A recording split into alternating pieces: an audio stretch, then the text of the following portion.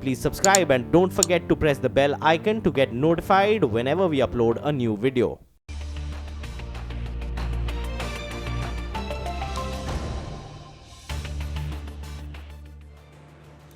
Notified yesterday and withdrawn today, just 24 hours after announcing stringent measures to tackle what it termed as fake news. The government has withdrawn its controversial notification after the Prime Minister intervened. Now, here's a quick sequence of events. Yesterday, the centre issued a notification ostensibly to crack down on accredited journalists propagating or creating what the government termed as fake news. The directive said a complaint against a journalist would be examined by either the Press Council of India or the News Broadcast Association and would need to be disposed of in 15 days. But in the interim, the journalist accreditation would stand suspended. Now, faced with severe criticism, the government has now said the matter should be addressed by the Press Council of India. Now, the Press Council of India is a body that governs print media and is partly funded by the government. Now, the Broadcasters Association is a body that governs TV media and is funded by the members, which are television channels like the one that you're currently watching. Now, what goes largely ungoverned or unregulated is digital media and social media houses. So was the government's aborted attempt at a clampdown on fake news a means to control the messenger? How deep is the fake news malaise in mainstream media? Is there a case for online publications to be governed and regulated? How do you battle the scourge of fake news distributed via social media? These are some of the issues that require debate and considered action. But before I get to my guests, here's Information and Broadcasting Minister Smriti Irani speaking on the need to regulate online media at Network 18's Rising India Summit just a few days ago. One can say that agencies that want to be a part of news and factually want to give, let's say, not only because news today is also very invested with views. It is not devoid of views. And that is the very fine line that certain journalists or media personalities tend to cross.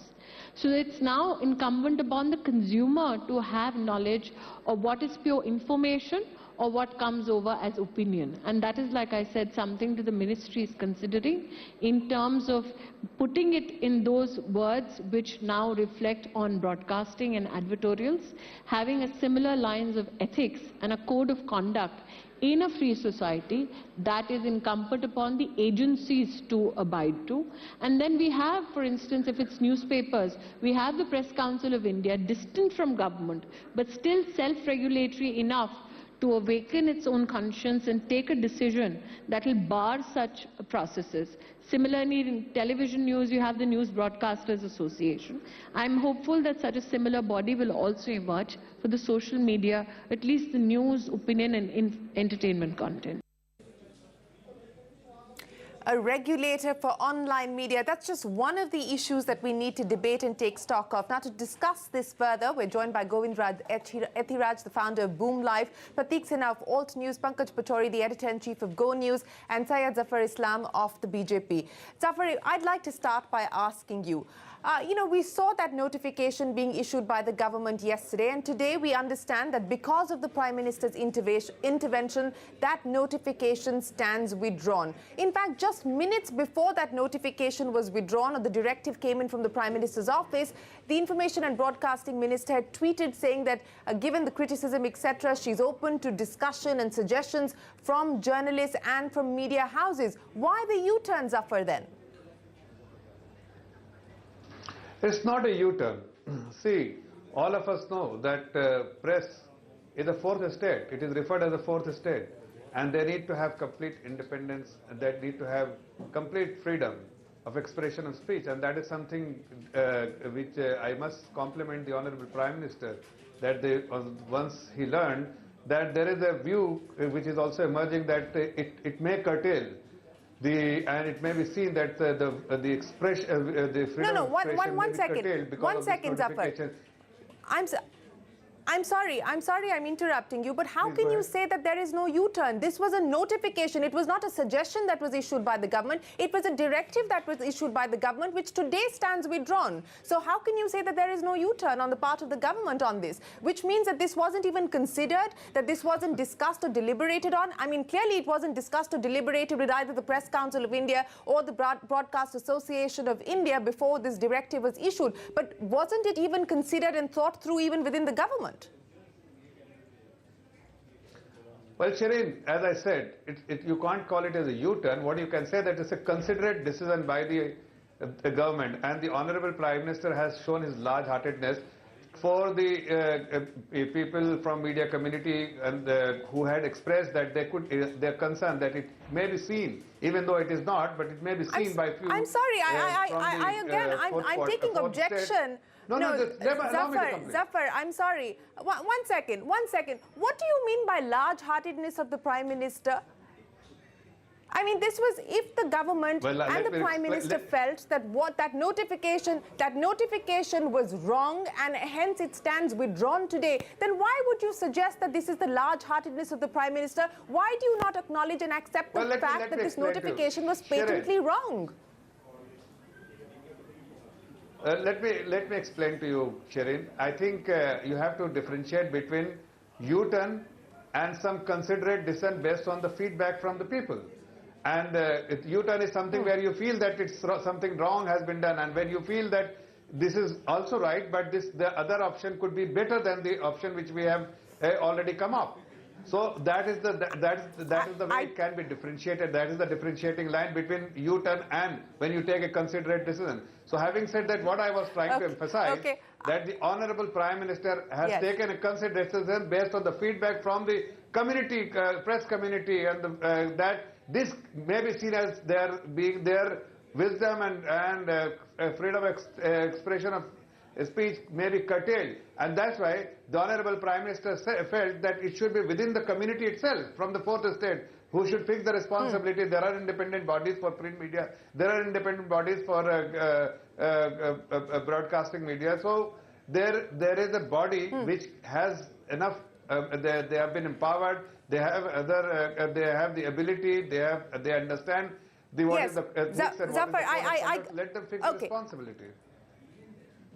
All right, I'm glad that you're now saying that the responsibility should be fixed by the Press Council of India, as is now the latest instruction from the Prime Minister's office. And I am not for one suggesting that there isn't a problem when it comes to fake news, that there isn't a problem when it comes to the lack of due diligence in the manner in which news is distributed. But you know, how do you define fake news? What about social media? What about what is happening online? I mean, those are issues that need to be discussed and deliberated. So I'm not for a moment suggesting that I'm like an ostrich with my head in the sand, that all is well with the world. But these are issues that require considered discussion and debate. Govindra Jathiraj, I'd like to come to you now because, you know, of course, the notification today stands withdrawn. But the assumption with that notification was that it's accredited journalists who are actually propagating fake news. The directive was aimed only at accredited journalists. Now, is the malaise of fake news a problem media largely, or is it a problem of anonymity that social media offers you? Shireen, I think this is, you know, we continue to exist in bizarre fantasy land because it's not clear what this solution was trying to fix and which problem it had identified. The problem in my mind, and I'm sure even in the Information and Broadcasting Ministry's mind, was never to do with mainstream media. Mainstream media you can control, you can manage, you can muzzle, you can do all of that. And we've been seeing that not just when it comes to government, but in other areas like ICICI Bank as well, just to look at the entire spectrum. The issue always of fake news was people who are non-state actors, to use a term from some other part of the, from another lexicon, putting together websites, actively and advertently and deliberately sending out information through WhatsApp and social media platforms and like WhatsApp, Facebook, YouTube, and creating divisiveness, creating communal tension, and in many cases, as we all know, situations which have resulted in deaths of people. So that was the problem that needed to be solved. What happened in the last 24 hours has nothing to do with either addressing the problem or even trying to remotely understand what that problem is. So that's really my position. These two words are non-connected. There is nothing that happened between the INB Ministry's notification for accreditation of journalists has to do with this world that actually needs fixing. You're absolutely right about that, and that was the point that I was making, Zafar Islam, that, you know, when you talk about mainstream media, there is a byline that a report will go by. There is a television anchor or a television reporter that will present a certain news. So you already have information about them. You already have access to these media houses. They're already regulated in some form or fashion by either the Press Council of India or the News Broadcast Association, and you went after accredited journalists. So how are you trying to address the problem of fake news by going after people who are already accredited? Well, Shireen, now the notification itself has been withdrawn. I don't think that there is any merit to discuss and debate about it, because that has already been withdrawn, and the Honorable Prime Minister has already, as I said, let me take Govind's point. Let me take Govind's point forward. As you said, no point discussing the notification because the notification stands withdrawn. Let me bring up the most recent instance of a hashtag that a lot of BJP union ministers, government officials, etc., were also retweeting, and that has to do with Release Mahesh Hegde, the founder of Postcard News. Now, the man has been arrested. There is enough evidence to suggest that Postcard News has been a serial offender when it comes to putting out so-called fake news, news that incites or could potentially incite violence, news that is incorrect and patently false. Why is it, if you're so concerned about the crackdown on fake news, why is it that BJP ministers, government union ministers were supporting the release of Mahesh Hegde?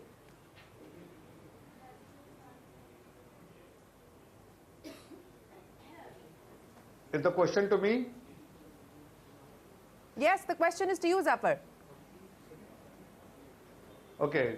See, when somebody retweet based on the assumption that whatever has been uploaded in the portal or even in the media, ministry media, is correct, because there is no independent verification there, and that's why it is onus on the Press Council of India and NBA to ensure that nobody crosses the line, and if somebody does cross the line, then it is the responsibility. Zafar, no, one second, Zafar, one second. Here was a situation where somebody was arrested because they had ostensibly put out false information, fake information, and yet we had union ministers tweeting, seeking the release of this particular individual. How do you explain that if you're saying that the government is serious about its crackdown on fake news? See, Shireen, you also know that in social media and in print media as well as in broadcasting media, there are people who propagate and populate messages or information which are not true. And it is the responsibility, that's why I'm saying that it is the responsibility within the fourth estate, the two independent bodies, to ensure that nobody crosses the line. Yes, sir? If somebody crosses the line, what about your responsibility? What about the responsibility of union ministers? No, if somebody knowingly, somebody has retweeted something or seeking bail for somebody or release for somebody who is a serial offender, I think it is something which one should not do. But having said that, we are restricting our discussion here on the news item, and I think you will appreciate, because even though the notification stands withdrawn, but the responsibility has now been fixed for the Press Council of India. No, but the responsibility has not, sir. No, that is the point. That is the point that we're. No, that is the point of the discussion that we're having. That the responsibility of mainstream media to say that it lies with the Press Council of India is stating a fact. That is the case even today. But we are not addressing the issue, which is in social media, etc. It's the WhatsApp route that is being used to distribute false and fake information. Let me go across to Prateek Sinha of Alt News. Prateek, how deep is this malaise of fake news? I mean, you do this for a living. You know, how concerned should we be? And what is the way to be able to address this?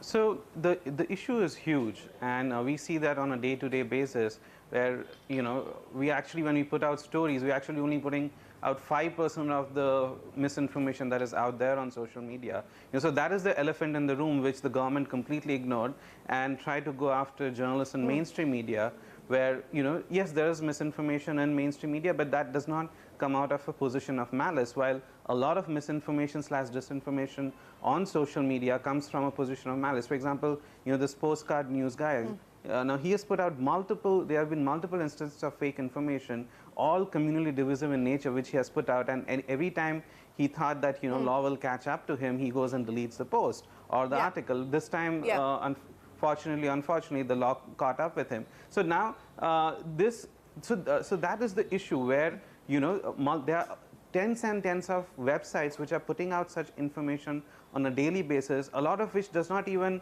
come in our radar, because they are, you know, they are being circulated in different socioeconomic backgrounds. You know, a lot of this misinformation is in Hindi. Now, with the enormous reach of internet in India, which is a good thing, enormous, you know, internet is an enormously empowering medium, but it also comes with its perils, and unfortunately, internet doesn't come with a hack. You know, when this kind of information goes on to people who probably don't even know how to go and, you know, how to go and do a proper Google search, but they have WhatsApp on their phones, and this information is reaching to them via WhatsApp, and then they don't know what to believe and what not to believe, and very often they actually treat WhatsApp like a newspaper, like an alternative of newspaper, and they're often surprised that information that comes on WhatsApp could actually be untrue. You know, that is a very common reaction. So that is the world where we live in. I have one question. It's very easy to deceive a lot of population in this country, and which leads to things, you know, something which is non-political. For example, Jharkhand, where 7 people were lynched because of a WhatsApp rumor. Now, that was the time when the government should have come out and actually said that this is the issue. 7 people of our country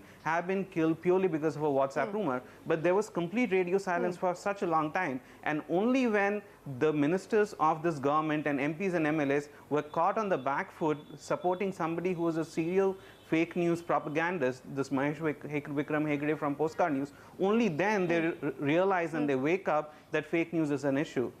What should have happened is that, you know, in any country, in any democratic country, when 7 people have been killed because of a WhatsApp rumor, the government should have risen to the issue and figured out what should we do with this whole issue which is killing people, but that did not happen.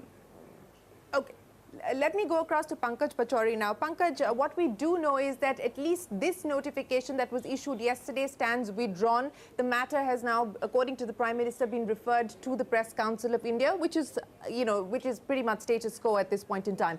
But let's talk about the possibility of, as the Information and Broadcasting Minister Smriti Irani said, why can't we have a regulator for online media? Is there a need to regulate online media? How do you distinguish between news and opinion? Is there a need to regulate opinion? I mean, these are issues that I'm guessing that the government is mulling over, and you know, she's been talking about bringing in some sort of regulation. I don't know what form or fashion that could take. Pankaj, what is the need of the hour today? See, first of all, I'd like to comment about this unfortunate guideline from the ministry. This was basically a plan to browbeat media and tell them that we can do things to you in an election year that you won't even be able to respond to. And it failed. The communication head of the government, which is the INB minister, has been found totally uncommunicative to her own prime minister, because as she was tweeting about this move, the prime minister's office was ringing up journalists and telling them that this has been taken off. So number one, I think the government should institute an inquiry that how this preposterous move came about, who were responsible for it, were they bureaucrats, was this a political decision, was the minister involved in it, or she was not involved in it. That's one thing. Second thing, your question about the online and the regulation. Now, this is a global concern today. If you look at the FBI, they are investigating. If you look at the hearings which are going on right now in the British Parliament, they are investigating. At least 3 other European countries are investigating how the Russians are getting so much power over political process of other countries because of fake news. So we have to find a way out of that. But in a country where the Prime Minister's office, 91 of the departments, almost every ministry, every union minister is running their accounts and their communication through the agencies which are under investigation, in this case, Facebook and Twitter, and they are being called to testify against so many regulative agencies all across the world. In Singapore, it happened. Right. How can you regulate them? They are your buddies. You are riding on their back. And also, you are using fake news every day. I mean, you look at the handles of these ministries, the kind of claims they keep putting out in the media, which the media, like you and me, trust. And we amplify it further. They cannot regulate this beast. So we have to start beginning from, I've done this job for about more than 2 years myself, and everything you put out after consideration. You put out after research. Right. Not a single time. A minister should not be deleting their tweets if they have any trust and credibility. I think this government has lost all credibility on this front. Govind, Shireen, can I due come in? diligence, fact-checking, research. Yes, I'm coming to you, Govind. That's basic hygiene for newsrooms, and that is really what should drive the news process and the content creation process, I hope and I would like to believe. But, what is the starting point now, Govind? As this conversation around regulation, regulator, who regulates, what is defined as fake news, etc., gathers steam and momentum. And it's not just an India problem. It is a global problem. Right. So I think we're looking at 2 slightly different buckets. One is to do with regulation and self-regulation. I think personally we are moving towards a point wherein many of us who are in the digital space ought to move towards self-regulation, because that's a way of gaining far more credibility with our own audiences. If you stand out of a regulatory environment and you say that I refuse to be regulated, and that happened somewhat in the television case when 1 or 2 television channels, I remember, said that they did not want to be part of the group, but of course they finally gave in. So if you want credibility, if you want to build your own brand, so remember, you have Times of India. Times of India is a 150-year-old brand. You have CNBC, which is maybe a 30-year-old brand, including internationally and locally. And it sort of combines journalists, people who have years of experience and so on. So that's one part of the issue. The other is to do with platforms and the way information is disseminated. Remember, look back at the whole Cambridge Analytica issue. What they were doing was identifying and profiling people who are ideal recipients for the kind of poison that you want to push in their direction. Now, when you combine that with this kind of fake news, so essentially what you're doing is you're pushing all this information or news, if you want to call it that, towards people who are ready to receive it. So to that extent, whether Shireen Khan or Pankaj or me, want to disagree or feel that it's fake, it really doesn't matter. Because this information is reaching those people who are already ready recipients for it. And that's what the Cambridge Analytica episode shows. So that cocktail is actually very dangerous, because these are people who will always remain outside the wanting to be regulated system. And they don't need to be. This is the Wild West. You can go and set up a website, bring in 4 or 5 people, use social media, push, so on and so forth, and then you will achieve a huge amount of traction because of all the reasons that I've outlined. So we are really dealing with 2 different things. So some of us, like I said, will willingly want to be part of an online regulatory system, because I think it's good for us, but there will be others who will be outside. They will use technology, they will use processes, and those are the most dangerous people, particularly in this sort of heightened tension era that we are in leading up to elections. Pratik, would you agree there with Govind that there is a need for self-regulation, even as far as online media is concerned, and that is the way forward, at least to start to address some of these issues? Absolutely. I mean, as far as possible, we should keep the government out of this, because when the government comes in, then, it comes with its own sets of issues. A lot of government want stories that favor the government to go out, and they try to muzzle the press. So yes, we need to keep the government out of this as far as possible, and all bodies associated with the government, even if they are called autonomous, very often they are not autonomous. So so yes, we should go towards self-regulation where, yes, mistakes happen, but what happens now is that if there's a wrong story which is published by the desk online, all they do is delete it. Most often, yes, sometimes an apology is issued, but more often than not, let's say there's a tweet which is wrong, you delete it and then you move on, and this is happening on an everyday basis. So there has to be at least some feedback to the audience that yes, we made a mistake, and we apologize. So that is the first bit, and of course, take it, take it back, sort of make it a little slow. The news cycle has to become slower. You don't have to put out information, especially in cases of riots, etc. Take it slow, do a bit of fact checking, and then put out the news. Absolutely. This mad rush to put out news is also creating a lot of problem.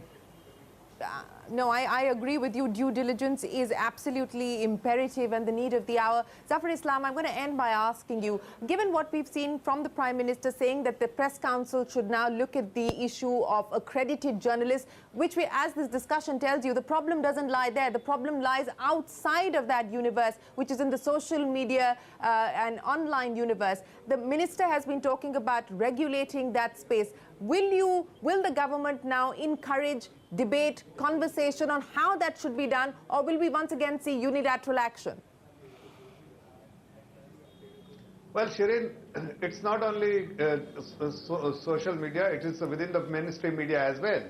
So, of course, the Honorable Minister has very clearly stated that some kind of regulation should be there, and she is contemplating that, and it will be in public domain, and debate should happen, how it should be regulated, what kind of involvement the government should there, and how independent body, autonomous body should control it, like you have Press Council of India and NBA.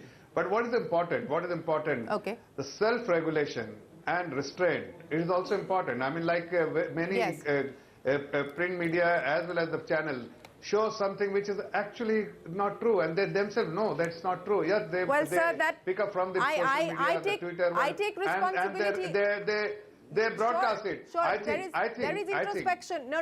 I'm not for a moment suggesting that we in the media don't need to improve and don't need to introspect. But you, sir, as you pointed out, that sometimes you retweet things without checking the veracity. I think it is also incumbent on people in power, people in authority, with the kind of position that you have, that you also put out information online that has been fact-checked and that has been authenticated. I think it is incumbent on people in positions of authority to also do the same, and of course the media must in fact do that. But for now, Govindra Jathiraj, Pratik Sena, Zafar Islam, Pankaj Pachori, thanks very much for joining us here on the Political Exchange. We'll take a break. A lot more coming up. Don't go anywhere.